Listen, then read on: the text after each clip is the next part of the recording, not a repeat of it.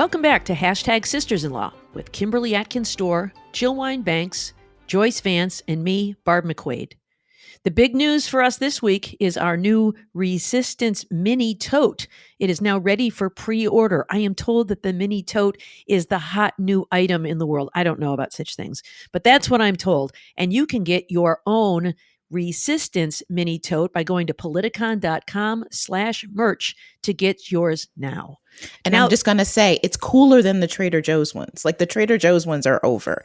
The Resistance ones are the hot topic. So say me, wait till you see Anna Wintour carrying one. It'll be on. Well, Kim is our fashion correspondent, so I'm going to take my advice from her. Get your Sisters-in-Law Resistance Mini Tote now. Today, we will be talking about the latest in deportation news, Trump's efforts to block transgender soldiers in the military, and his new executive order creating chaos in voting. But first, I want to ask each of my sisters something. Do you each remember when you took the oath to become a lawyer? Because, you know, there's a movement afoot on May 1st, which is Law Day, for lawyers to reaffirm their oath to serve the public as a member of the legal profession. Do any of you remember the first time you took the oath to become a lawyer? I certainly do. I was sworn in to the bar of the great Commonwealth of Massachusetts, and the swearing-in ceremony very wonderfully took place in Faneuil Hall, the old hall that dates back to Revolutionary times, that sits right in downtown Boston. My mom was there, as were several of my friends. They broke it up according to the alphabet, so it was like A through D or whatever. And I was there, and I specifically remember getting chills as I raised my hand and recited that oath to become a member of the legal profession and an officer of the court. That meant so much to me.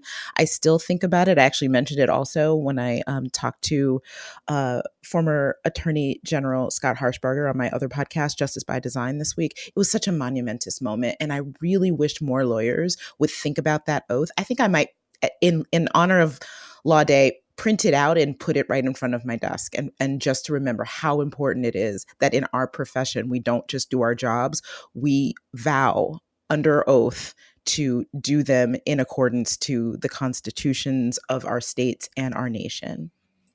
Yeah. How about you, Joyce? Do you remember? So, I've taken the oath twice, in the Commonwealth of Virginia and then in Alabama.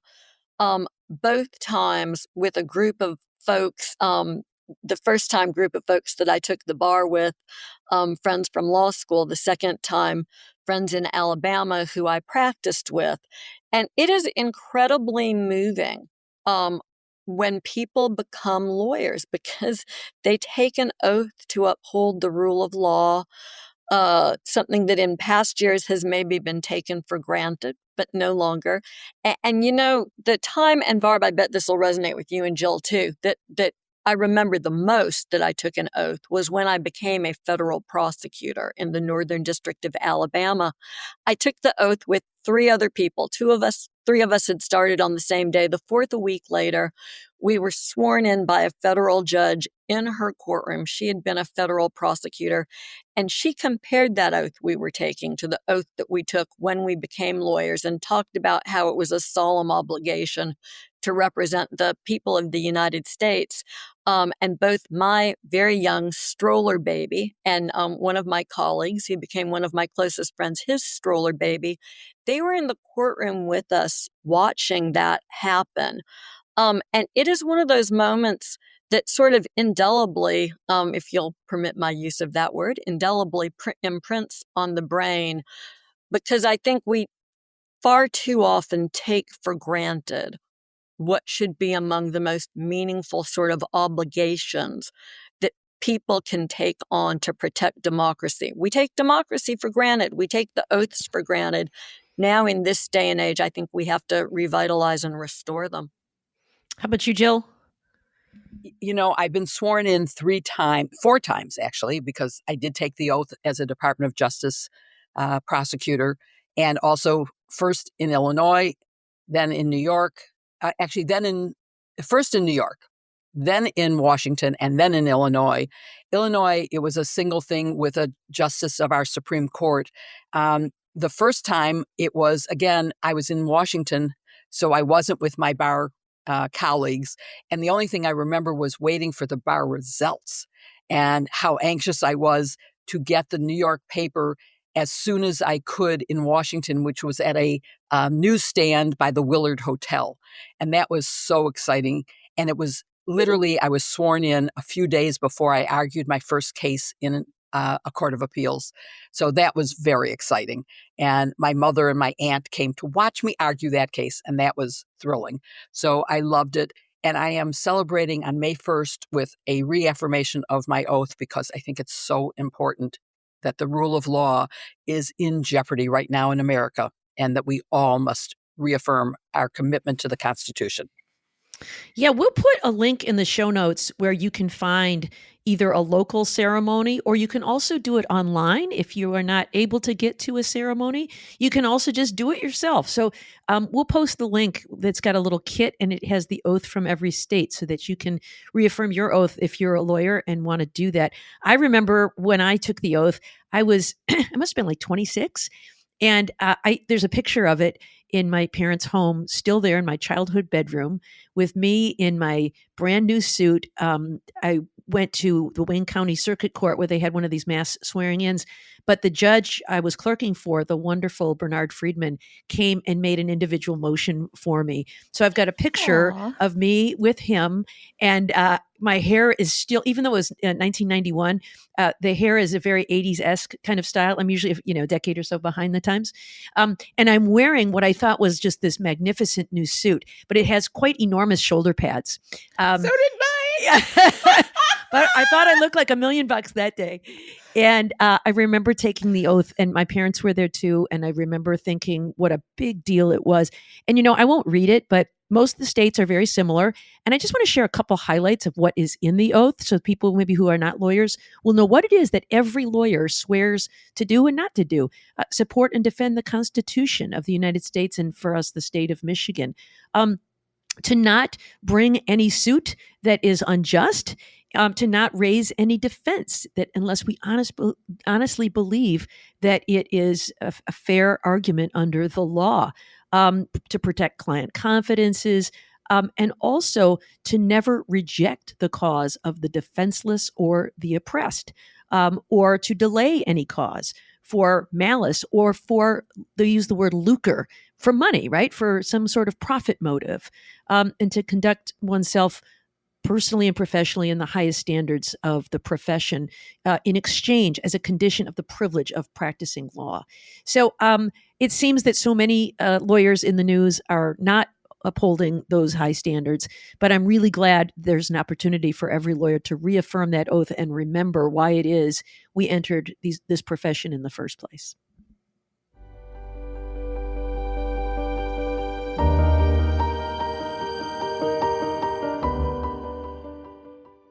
Doing laundry doesn't have to be a chore. You can make laundry day your favorite day of the week. All thanks to Egyptian Rose and other fabulous scented laundry detergent pods from Laundry Sauce.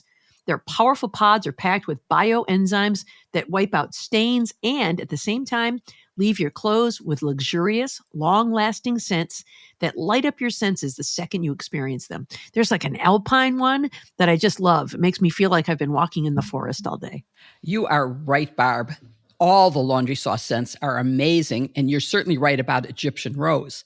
But there are so many other equally wonderful scents, including Indian tuberose and a surprising one to me. It's sort of along the lines of what you mentioned, Siberian pine. All of those contribute to a fresh green floral vibe. Add a spicy kick of nutmeg for warmth and depth to set the stage for something truly special. Then throw in damask rose, honeyed hawthorn, cinnamon, and clove for the perfect mix of floral and spice. The result of laundering with Laundry Sauce is elegant, intriguing, and just a little mysterious. Think old Hollywood glamour meets a daring secret agent. And as the scent settles in, it gets even better. Vanilla bourbon and velvety musk create a smooth, warm finish, while Haitian vetiver and Virginia cedarwood add a rich, sophisticated touch. The result is a bold, sensual fragrance that lasts, leaving an unforgettable impression along the way.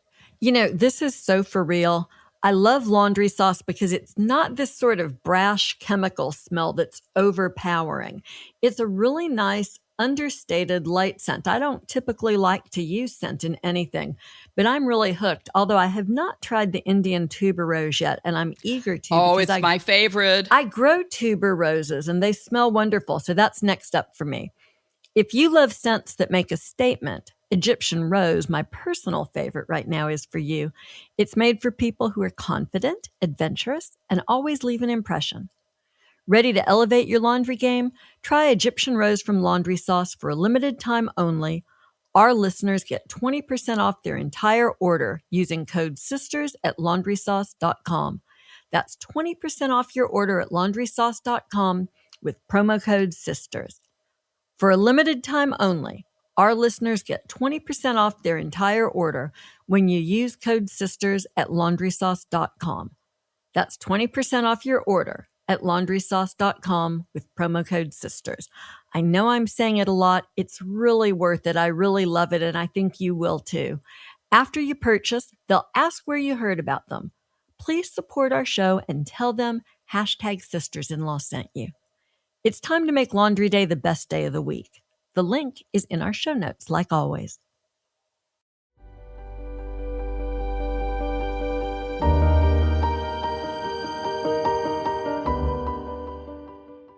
So we are recording this at a time that it is a great time to ask, are we in a constitutional crisis yet? Because as we record, just hours ago, a Wisconsin judge, Hannah Dugan, was arrested. Yes, arrested and charged with obstructing federal immigration enforcement. This arrest comes because the FBI claims that she allowed someone who was under investigation or under ICE surveillance to leave her courtroom after, because what is she going to do? Hold them hostage.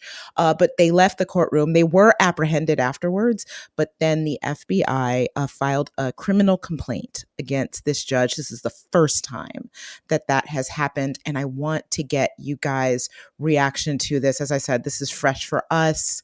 At the time of this, she had been released to appear later for proceedings. But I'll start with you, Barb. What is going on? Is this the constitutional crisis, and what's going on? Boy, it's the kind of thing where I'd like to see more facts before I can give a full opinion about it, because judges are not immune from the law. They must obey federal law, and they can be prosecuted if they commit a crime. But there is also a great deal of respect in normal times for federalism. That is, that judges are allowed to enforce the laws of their own state, free from interference from the federal government. And that's where I think this is so troubling. If she did something to actively obstruct the arrest of an immigrant and knew that there was an order for him and she took active measures to prevent his arrest, that's one thing. If she simply conducted a hearing the way she ordinarily would, that's quite another. And no matter which it is, the idea that she was arrested, to me, is what is so absurd. Because when the FBI decides whether to arrest someone or not arrest someone, the default is to not arrest. Because when you arrest, it means you need to bring a lot of officers. It puts people in danger because somebody might do something foolish, like try to run away or do other kinds of things. And so if a person can self-surrender, that is kind of step one. Can this person self-surrender safely? The idea that they instead chose to arrest her strikes me as an effort to put spectacle over genuine law enforcement interests. So at least that fact, to me, is very suspect. Joyce, what do you think? Yeah, like Barb says, the decision to arrest is the tip-off here, right? This is a state court judge. She's not going anyplace. They could have indicted her and had her appear, which I'm sure she would have done, or her lawyers would have had conversations with them about the process. And if you need a second tip-off that this is about political showmanship, not law, it's the fact that Kash Patel, the director of the FBI, tweeted about the arrest, going far beyond what DOJ is permitted to do at the time of charging, referring to her as the perpetrator, using the kind of language DOJ is specifically prohibited from using because it can prejudice jury pools, it can prejudice defendants' rights, and it is strictly forbidden to the point where he had to take that tweet down. Like Barb says, we're taping Friday morning. It's about 11:50 Eastern time. The affidavit that the FBI filed to obtain the arrest warrant is only just coming down. I've had time to read about half of it, but I'll tell you what jumps out at me. This is an FBI agent who says he works on a public corruption team. They prosecute corrupt public officials. And the fact that he's now working immigration cases is consistent with Pam Bondi's direction that the department should shift its priorities. So, this isn't a corrupt judge who was on the take. This isn't a judge who was trading results in cases for special favors. This is a judge who did, unless I'm mistaken, what judges are permitted to do.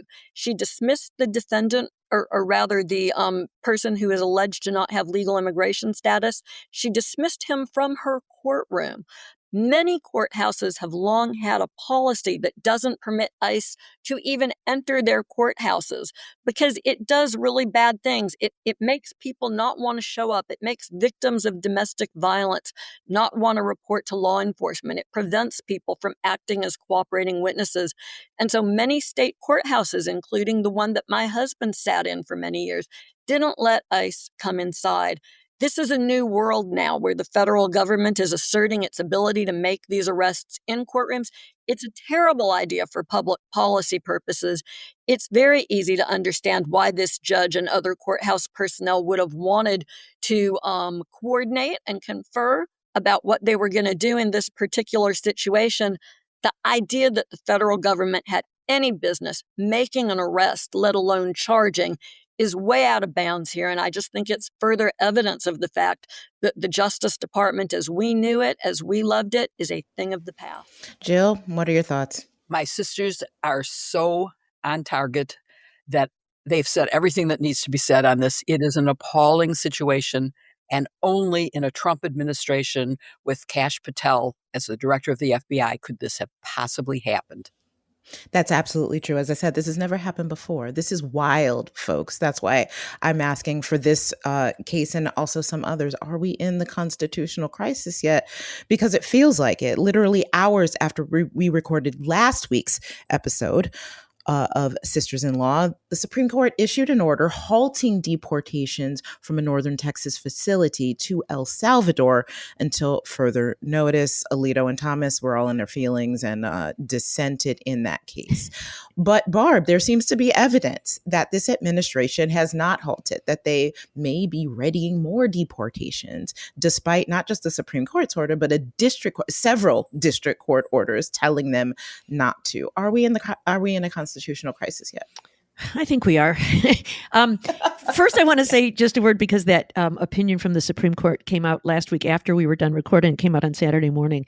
And, the court was otherwise unanimous. 7 of the justices said, look, due process matters here. Stop deporting these people to El Salvador under the Alien Enemy Act. We need to look at this legally.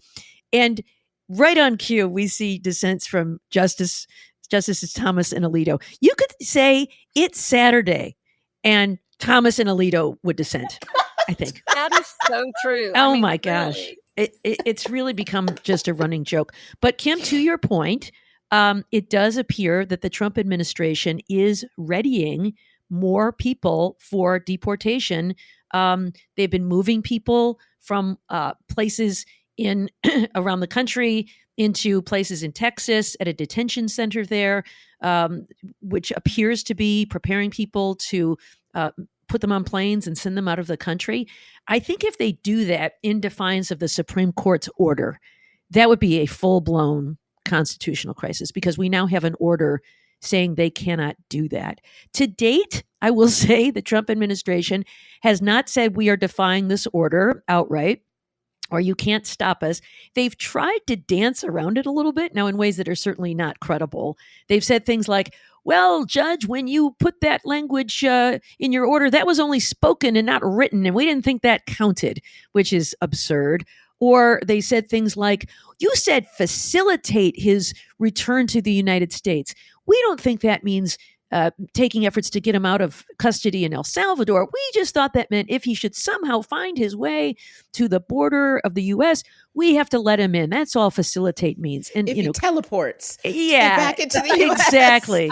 And, the judges have said that's ridiculous. Facilitate is an active verb. It means you've got to take steps to make this happen. And so they've danced around it, which to me shows at least some semblance of the idea that we need to make it look like, we at least need to talk about it, that we think we're complying with the law.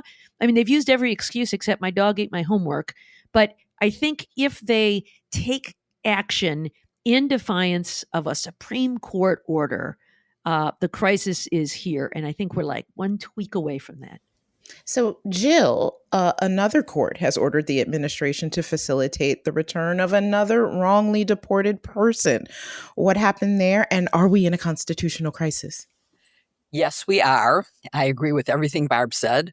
And we have, frankly, I think there should be concern about everyone who has been deported and the use of requirements that people file individual suits. But yes, there's another one, another Maryland person. And again, a Maryland District Court, not Maryland District Court, U.S. District Court judge who was appointed by Trump has said, you've got to bring this person back. He was deported in violation of a binding court-approved settlement agreement that said that anyone who came in under what is basically DACA, came in as an unaccompanied minor, would not be deported until their claims were fully adjudicated. And this person's claim for asylum has not been adjudicated. There's a slight difference from Abrego Garcia because he does have, I believe, a misdemeanor conviction, but that is not relevant here. The only thing relevant is that he was being taken out of the country illegally. We think he is at least Venezuelan, which is one of the criteria. Supposedly they were taking Venezuelans. But the government is arguing basically that, the new Enemies Alien Act is taking over at the bar on deporting people who didn't. So they're arguing that there is an exception to the settlement and that he can be deported. I think it's ridiculous and that they're going to have to comply with that too. And facilitate, as Barb said, is an active verb, and we can't keep dancing around it. And there is no legal reason for holding them in a foreign country at all, except that we're paying that country. It's a contractual relationship. This is not foreign relations.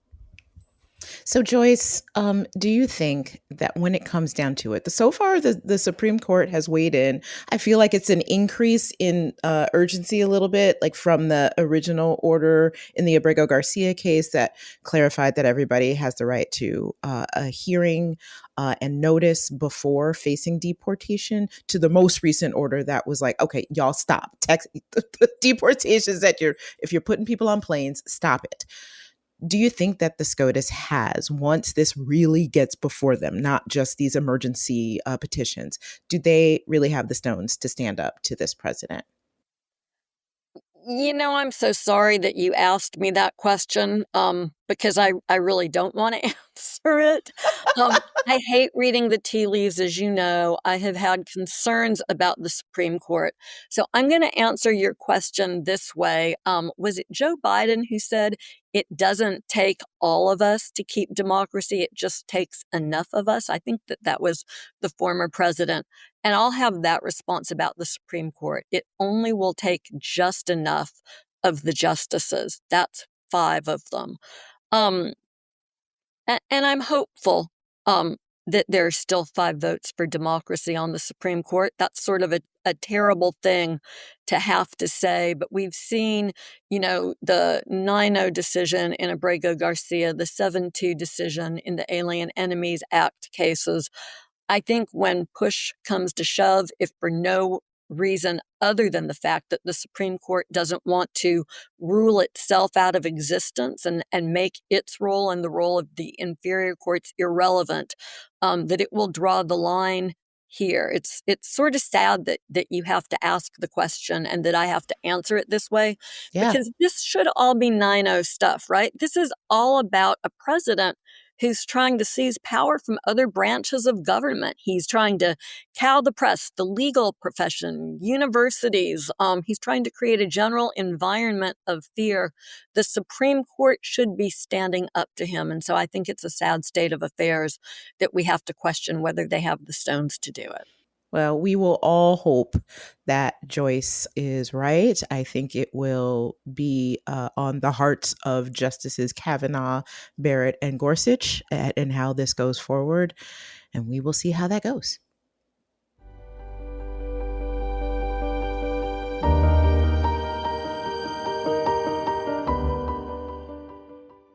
Because so many people no longer trust the media, except, of course, for sisters-in-law, I have been looking for a way to help them evaluate the news they get so that they know what is real and what isn't. The fragmented media environment obviously causes a problem, and the media is meant to inform us, but how you know what's real and what is fake? Well, I found a solution that will help you see through the misleading media narratives. It's Ground News, a platform that makes it easy to compare news sources, read between the lines of media bias, and break free from algorithms. Unlike the mainstream narrative coming from the usual suspects, Ground News puts you in a position to choose and compare the news you want to read while giving you a peek into what's being reported on opposite sides of the political spectrum. Nothing could be better to help you figure out for yourself what's true. With Ground News, get details about the source, its political bent, how reliable the reporting is, and who owns them. You'll be empowered to compare how different global news sources cover the same story and figure out what's really going on.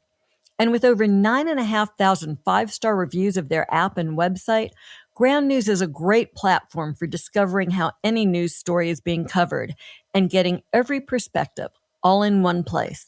You know, I'm obsessed with the concept of disinformation. And one of the hazards of disinformation is that the public ultimately believes nothing. And that's where Ground News comes in. When Newsmax claims that the White House swats fake NPR report on Hexith, or Axios calls out the scandal while giving the straight details about how the White House denies reports that it plans to replace Hexith, the choice is clear. When you're looking for the truth, Ground News makes it easy to cut through the noise. It's time to expand your view of the news. Sign up for your Ground News account today and get access to the mobile app, website, browser extension, and exclusive newsletters so you can have a well-rounded view of the world. Think critically about what you read and find common ground between perspectives. Go to groundnews.com/sisters today to get 40% off the Ground News Vantage Plan and get access to all of their news analysis features. That's groundnews.com/sisters for 40% off the Ground News Vantage Plan for a limited time only. Again, groundnews.com/sisters. The link, as always, is in our show notes.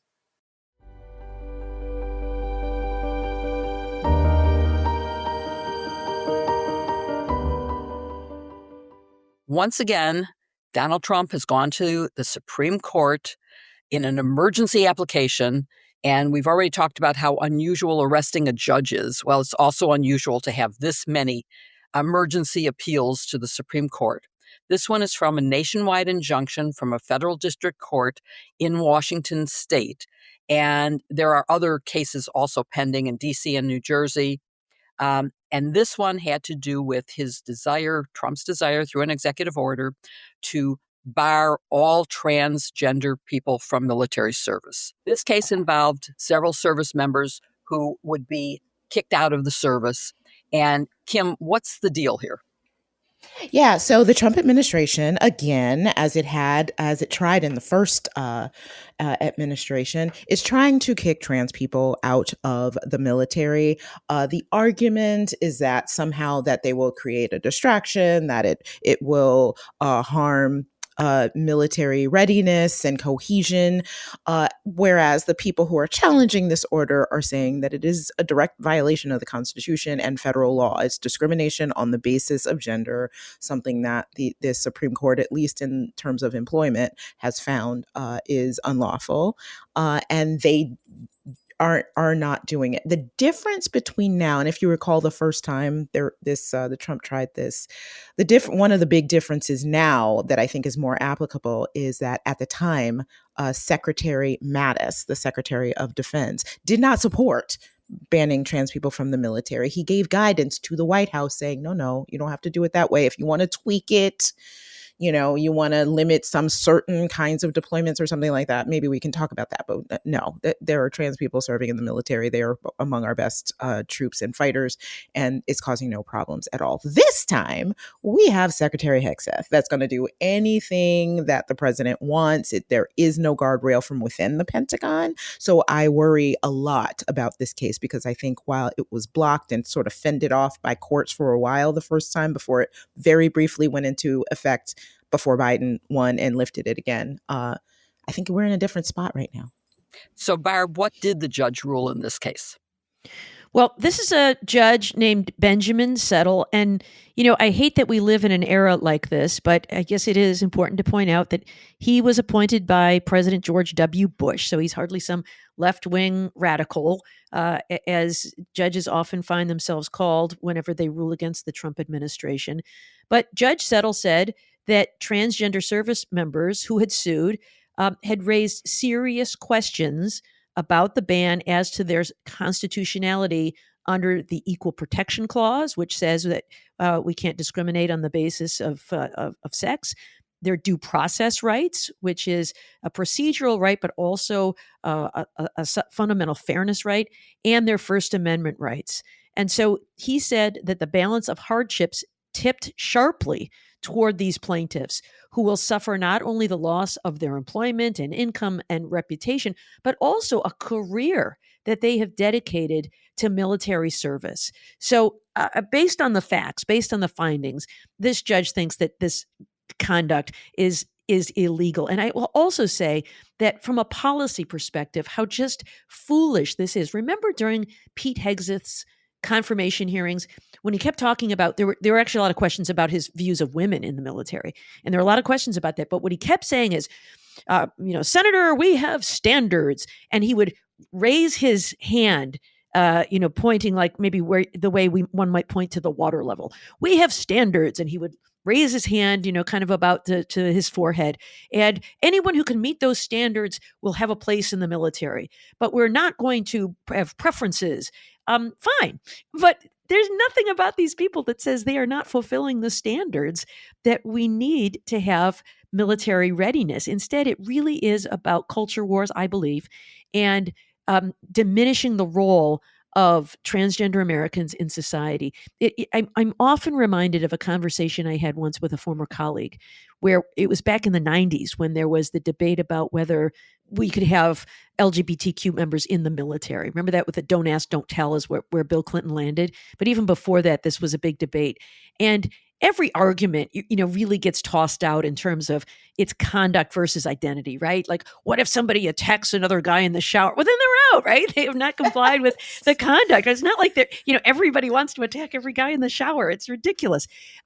So, and not to mention, and none for nothing, there's a lot of attacking going on in the military in the way that's not being addressed at all. So if that was a real concern, then y'all have plenty of cases not involving trans people to deal with. So come on. Yeah. And finally, after knocking down every one of these foolish arguments, it came down to, I just don't want to see one more barrier knocked down that legitimizes these people in society. And that, to me, is what it really is about, isn't it? That if transgender people can serve in the military, then they will be properly hailed as heroes, the way we regard members of our military, if they can meet those standards, right? That's what it's all about. So I think this case, at least in the lower courts, has been successful. We'll see what the Supreme Court has to say about it. What is the argument even possible? What is the government arguing here, Joyce? Yeah, so the Solicitor General's brief basically makes the argument that the executive branch gets to decide who can and who can't serve in the military. And that they're saying transgender people can't serve.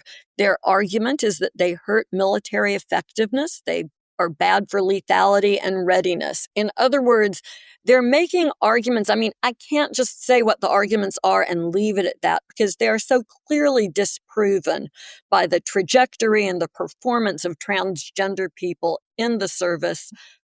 Even in the prior administration, where there was this notion that the prior Trump administration, where there was this notion that, okay, transgender people can serve as long as they serve in the gender that they were born into and that they don't use public funds for surgery. Even that was a step back from where Trump is now. And to Barb's point, this really is about the culture wars, right? This is really because the Trump administration doesn't want to pay for surgery for transgender people on their watch. And if you're a member of the military, the government covers the costs of your medical surgeries. So it's important to remember that behind the marquee policy and the headlines, there's this just really cruel, harmful, hateful policy that singles out transgender people. And yet at the same time, these people have the audacity to argue that the policy doesn't violate the Equal Protection Clause, which it clearly does. So this is going to be an interesting case to see resolved. I can tell you from my service on a Pentagon commission during the Obama administration looking at sexual assault in the military that service members are quite comfortable serving with gay, lesbian, and trans people. They think they do a good job. There's no evidence that they hurt the unit effectiveness or lethality. And so I think this is one of those things that is, as Barb said, a societal issue, not a legal issue, and that they should prevail.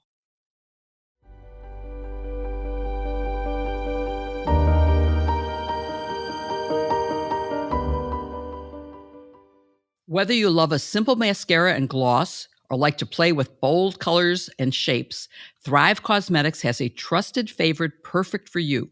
Thrive makes certified 100% vegan and cruelty-free products you can depend on for everything from simple daily wear to show-stopping self-expression. Plus, everything from Thrive uses clean, skin-loving ingredients, high performance and trademark formulas, and uncompromising standards that you'll be proud to wear.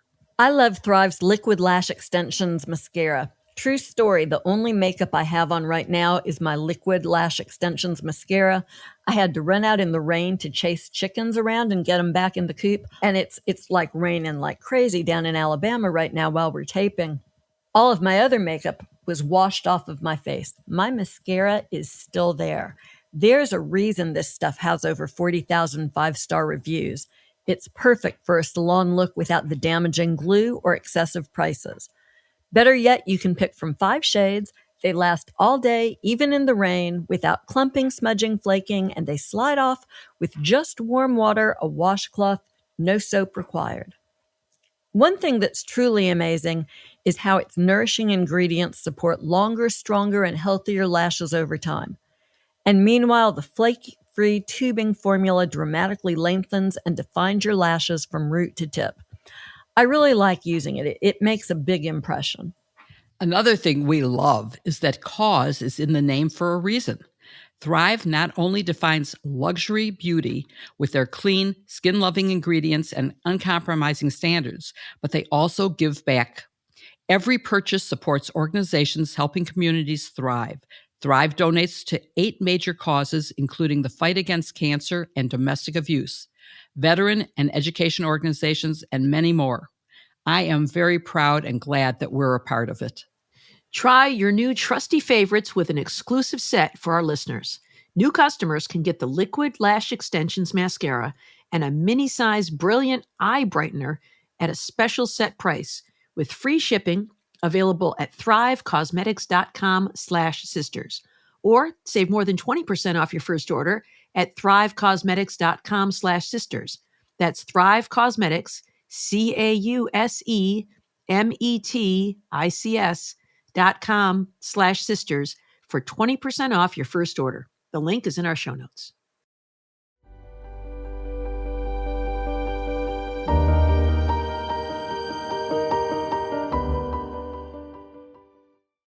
Well, Thursday was a bad day in court for the Trump administration. All of the rulings centered on Trump's efforts to assume power that doesn't belong to the presidency, and the courts told him no for the most part. There were adverse rulings on his efforts to withhold funding from so-called sanctuary cities. There was an adverse ruling on his efforts to revoke funding that gives immigrant kids, including toddlers, lawyers to represent them in deportation proceedings. In the deluge, though, of court news, and especially all the goings-on around deportation, one of the important decisions that didn't get the focus it should have beyond just the raw headline involves Trump's executive order on voting and elections. So I thought we'd talk about that just a little bit in depth today. That executive order ran into trouble in court yesterday. Still in a very early stage of the case, involving a partial injunction. But it's an important deal. Kim, can you remind us, what does the executive order do? What does Trump think the president's role should be in controlling elections? Broader Not to than ask what too pointed of a question, right? No, well, Donald Trump thinks his power should be something that is not envisioned by the Constitution. In fact, it's absolutely expressly prohibited by the Constitution.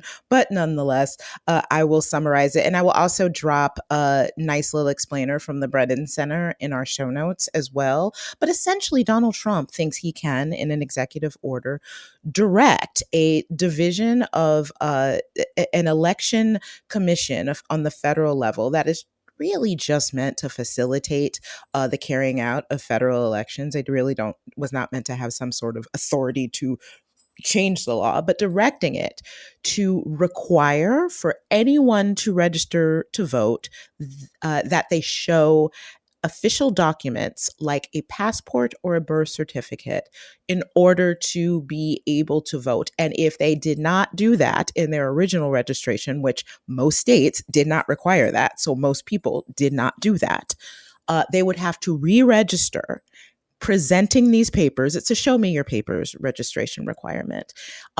Or else they will not be able to vote in future elections. Now, this puts anyone, I've told the story on this podcast about the fact that my father, who ran a union, who was educated, who, was going through the world and lived it fully for every one of his 84 years, he didn't have a passport. There was he didn't travel internationally. He never needed one until they changed the rules at the U.S.-Canadian border.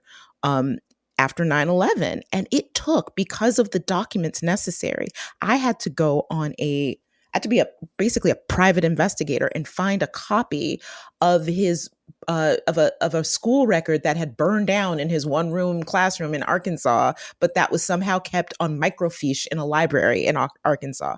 Now imagine if how many people might have obstacles like that to getting a passport. Or imagine if you, like me, took a long time to get all your documents updated with your name after getting married and changing your last name. And I did. I did get my passport though, but it's a lot of work and it's very expensive.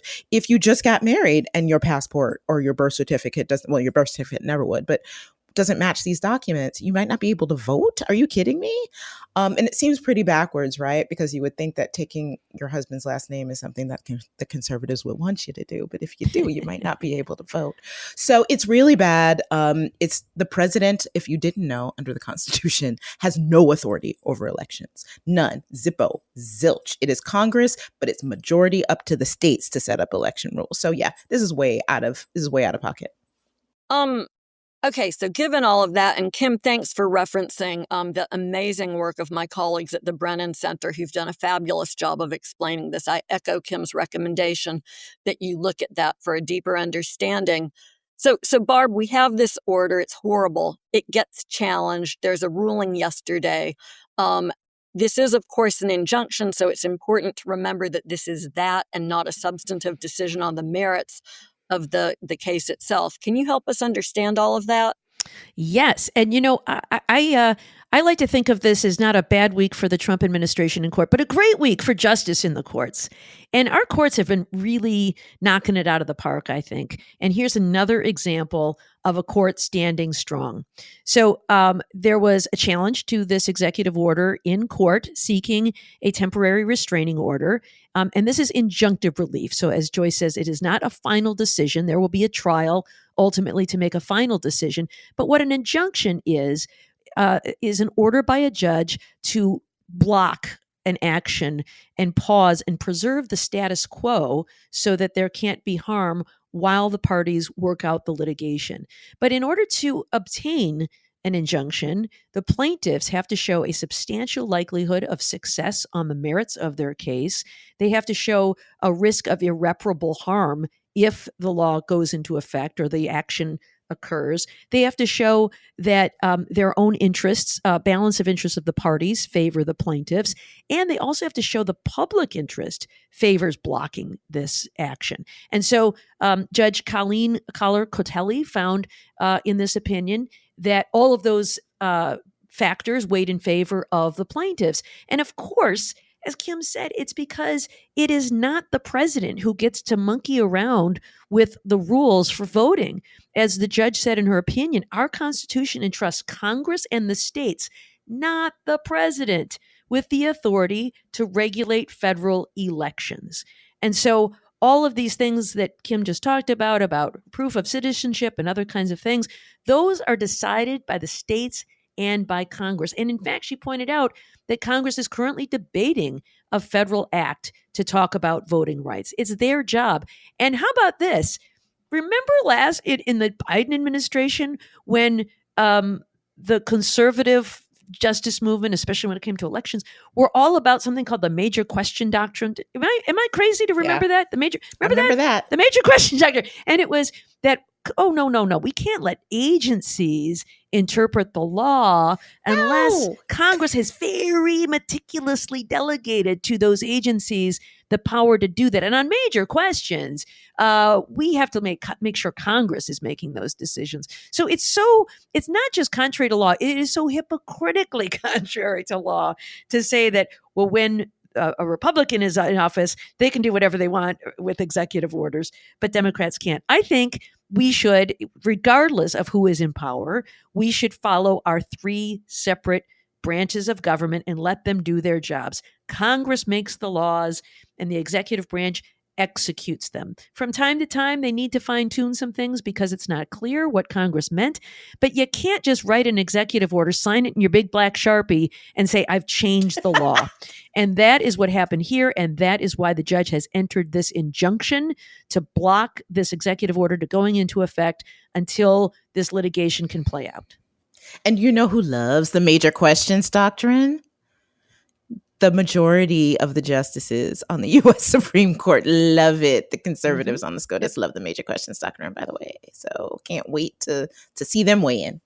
Well, I can't believe that we've forgotten that the major questions doctrine applies only when you're trying to keep a Democratic administration from doing something. I mean, isn't that how the principle is stated? It, of course, will not apply to the Trump administration for whatever reason Justice Alito or Justice Thomas can summon when they write for the majority. That sarcasm is so thick, it's dripping through my computer, Joyce. You know, I have rarely heard you as animated as you've been today, Barb. And I think it's important for us to acknowledge, and Kim, certainly your question, are we in a constitutional crisis, weighs in here.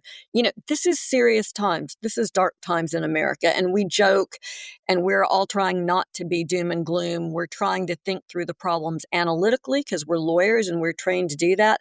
But this is going to be a tough few months, maybe a tough few years for our country to hold on to democracy. I don't think that we should lose sight of that. At the same time, I'm just unwilling to let Donald Trump absorb all of the joy that I'm entitled to in life. And so I'm glad that we're still able to laugh and be sarcastic, but I don't do that in any sense because it's not serious. I mean, it is. And this issue involving Trump's executive order, it's still live. It's still on the table. This is just an early ruling by one district judge. So, Jill, what happens next? What do you think the path forward looks like, if you don't mind me asking you to crystal ball a little bit? A little bit is okay in this case. So first of all, there's not a ruling on the merits. There'll be a ruling, there'll be an appeal. But there is also another effort to get the SAVE Act passed. That's the Safeguard American Voter Eligibility Act, an act based on absolutely no evidence, because there's no evidence that there is any kind of fraud in elections. But it did pass the House in the last time and was narrowly saved in the Senate because the Democrats controlled the Senate. This time, it's now passed the House, and we're waiting to see what's going to happen in the Senate. But the judge wrote a great order. It will be hard to challenge the ruling because it makes sense. So even the Supreme Court, who we never like to predict, is likely to say it's the right ruling. Her ruling was not 100% in favor of the applicants. And so I think there's a good chance, and the Constitution couldn't be clearer in saying what the role of the states is in creating election rules, and only in the case where Congress can sort of challenge them on some things, but it's only Congress. There is absolutely no role for the president, which, if we remember back to the impeachments and things, it was like, why is he trying to do something in Georgia about the election? He has no role in this. This isn't his role. And so let's keep that in mind. It is just one more power grab to make him the king, a dictator, a tyrant. So look, y'all, voting really is the right that unlocks all other rights. And the coming fight that we're going to have is the midterm elections. I don't believe Donald Trump will be able to cancel those elections. They will take place. The question is, will they be free? Will they be fair? Making it hard for people to register and to stay registered to vote has always been a part of the Republican suppression of voting rights game plan. But now we're seeing Donald Trump put that on steroids, just like he put complaints about election fraud on steroids. And that means we all have a job. Our job is get registered early. Play their game in this sense. Get your identification. If you don't already have real ID, go ahead and get it. I'm from Alabama. I know a poll tax when I see one. Making people get their original birth certificate or a passport is a poll tax. There are groups that help people obtain those documents. There's a great group called Voter IDs that you can find online, but find a way to help elderly family members, younger kids, everyone that you know, get the documents that this administration is going to try and require them to use to get registered.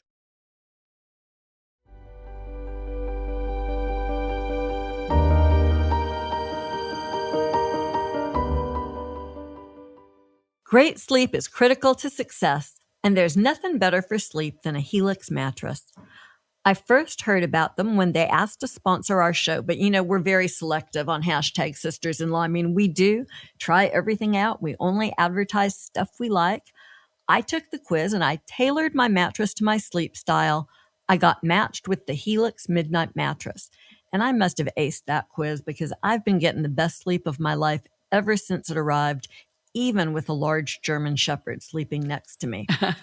After I tried mine, I ended up getting Helix for my whole family. We are a Helix-dedicated family. Helix has so many options. They combine memory foam and individually wrapped steel coils for the perfect blend of softness and support.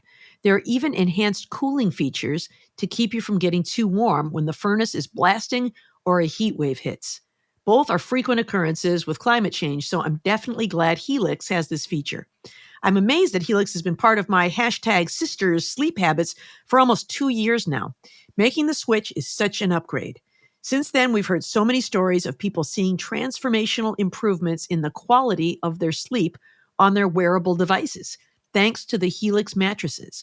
Add that to the quick and simple setup and no-fuss trial policy, and upgrading to Helix is an easy choice. And what makes it even better is that right now, Helix has an incredible deal for our listeners.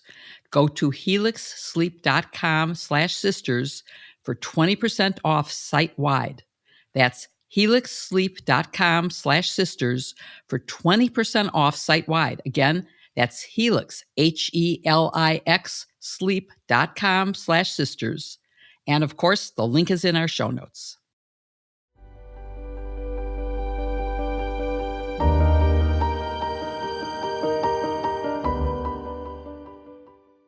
And now comes our favorite part of the show, the part where we answer your questions. If you have a question for us, please email us at sistersinlaw@politicon.com or tag us on social media using hashtag sistersinlaw. If we don't get to your question during the show, keep an eye on our feeds throughout the week, where we'll answer as many of your questions as we can. Our first question comes to us from Scott in Chicago, Illinois. Scott asks, how common is it for judges to find defendants or lawyers actually in contempt? Is this tracked anywhere? Joyce, do you have a sense of that? This is a great question, Scott. I mean, we're all used to these dramatic made for television moments, where a judge says, "You're in contempt, sit down." And that doesn't really happen very often in real life. Of course, the federal system is always a little bit more rarefied air than state systems. To the extent that contempt findings happen, they're more likely in state court. In my experience in federal court, it really is a rare thing. I'm not sure if those numbers are tracked anywhere. I'll take a look and see if I can find out, but I have not ever seen them. At least in the federal courts, the judges are very hesitant to hold parties in contempt. They really try to give them every opportunity to do the right thing, and they reserve contempt findings only for people who just refuse to make the effort. There's sort of a counterpart. It's called Rule 11. It's a sort of a proceeding that's used when lawyers engage in filing frivolous proceedings. And look, we all see some of these complaints or motions where we roll our eyes and say, they really should be sanctioned for that. But again, the judges use that sort of a procedure very sparingly, really reserving it for the most deserving cases. And I think that this is all because the federal courts are aware, they don't have an army to enforce their orders. They're not powerful in that sense. Their power is held because they are careful, they are reserved, and when they are doing things right, they diligently protect the integrity of the court so no one can question when they issue a ruling. I think that's why we've all been talking so much about ethics lapses and Justices Thomas and Alito for the last year. And so your question really, for me, brings into focus how important it is for the courts to marshal their integrity and the public's confidence that they're acting in a fair and a just manner so that when they need to enforce their orders, they have the moral force to do so. All right. Our next question comes to us from Nellie Bly, 666 at bluesky.social. And Nellie asks, can Trump preemptively pardon his entire administration from contempt? From anything, from everything. Jill, you're sort of our expert on presidential pardons. What do you think about that question? I think it's one of the most depressing questions that has ever been asked of us because the answer is, yeah, he probably can. There's been some history of that, and we think it might actually work.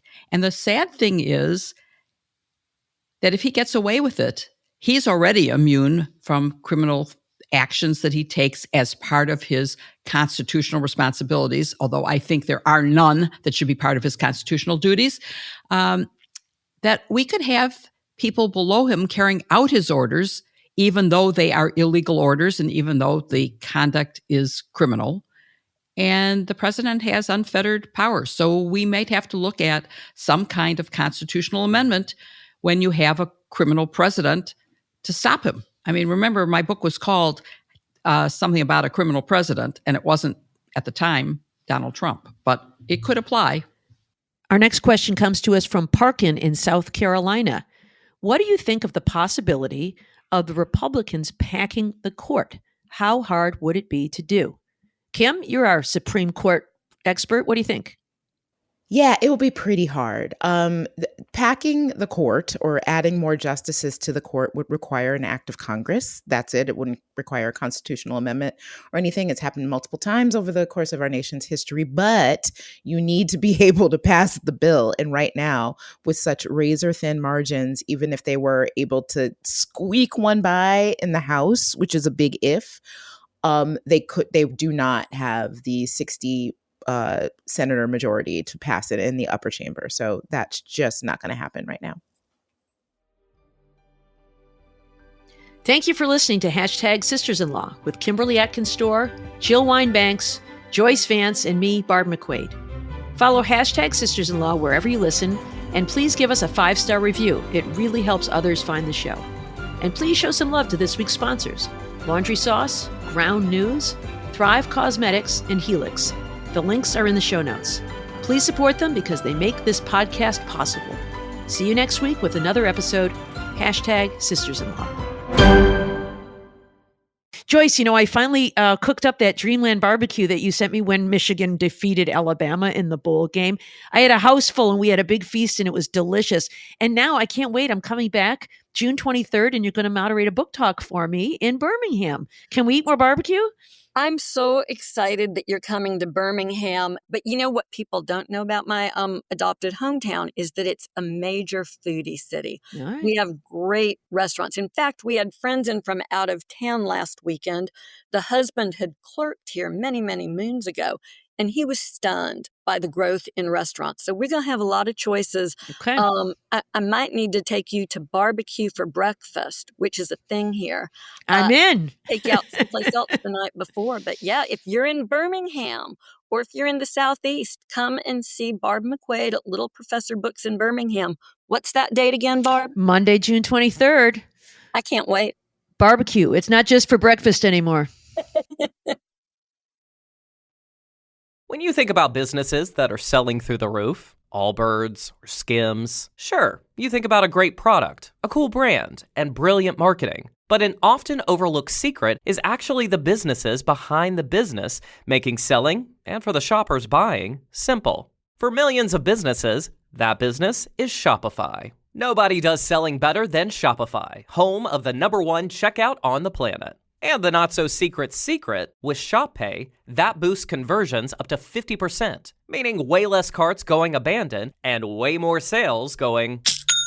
So if you're into growing your business, your commerce platform better be ready to sell wherever your customers are scrolling or strolling on the web, in your store, in their feed, and everywhere in between. Businesses that sell more sell on Shopify. Upgrade your business and get the same checkout Skims uses. Sign up for your $1 per month trial period at shopify.com/audioboom. All lowercase. Go to shopify.com/audioboom to upgrade your selling today. Shopify.com/audioboom.